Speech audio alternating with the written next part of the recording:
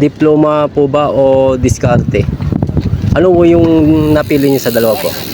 Ang napili ko po, Pag pinagpili ka, ano po ang pipili niyo? Diploma o diskarte sa panahon ngayon? Sa akin, Tay, sali ka sa aking question and answer, Tay.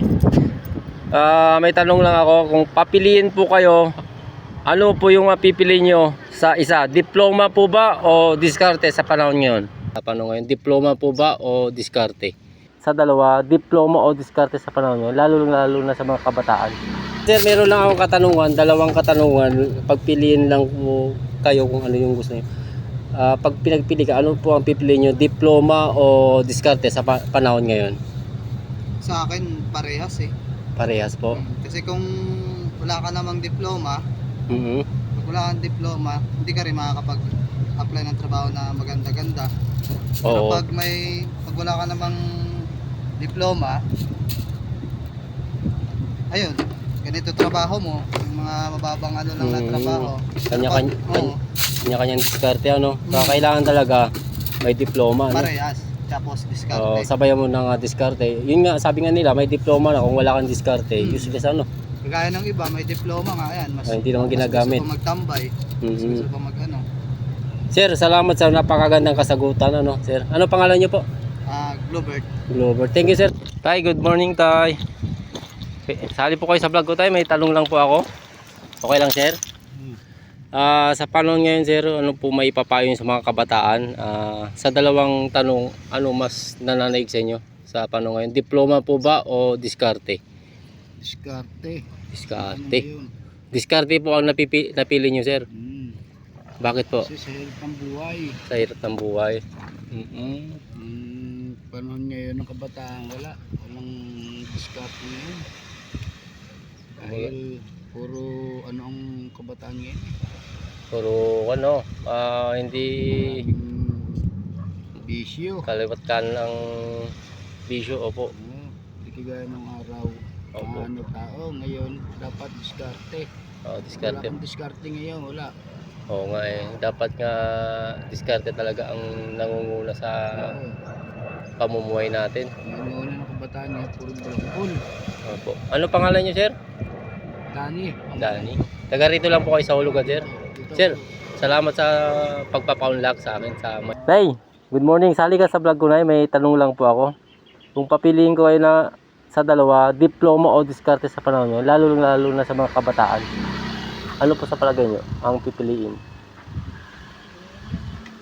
Kagaganda ng ano natin. Diploma o diskarte? Alin sa dalawa po, ma'am? Kasi sa akin parang parehas. Kaya diskarte. Pero pag iisa lang ang pipiliin nyo, ma'am, ano po sa dalawa? Diploma na lang ako. Yun, yung pinaka-the best, no? Diploma. Opo. Para sa, ano po? 20 po. Sakto rito. Pili lang po. Opo dito sakto. Okay. 20, nakabalot.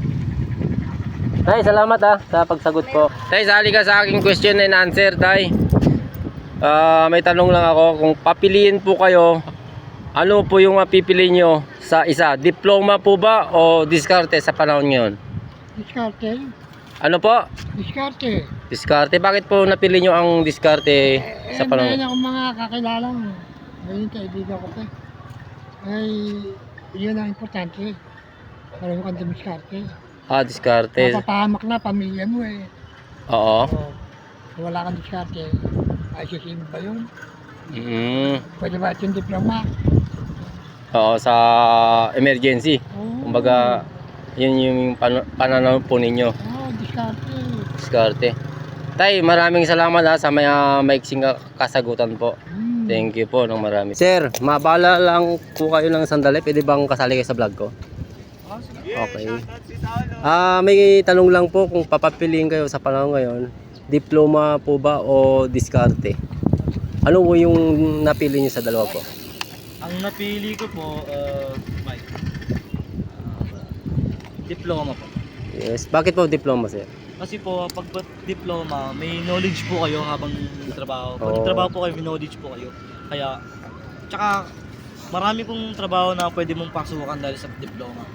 Pero pag diskarte naman po, pwede naman po. Depende lang po sa tao Yun. kung paano po i-handle. Exactly. Ano pangalan niyo, sir? Salo din pa uli na po. Ayun, thank you so much sa napakagandang kasagutan, sir. So, ang nananaig dito sa atin is diploma.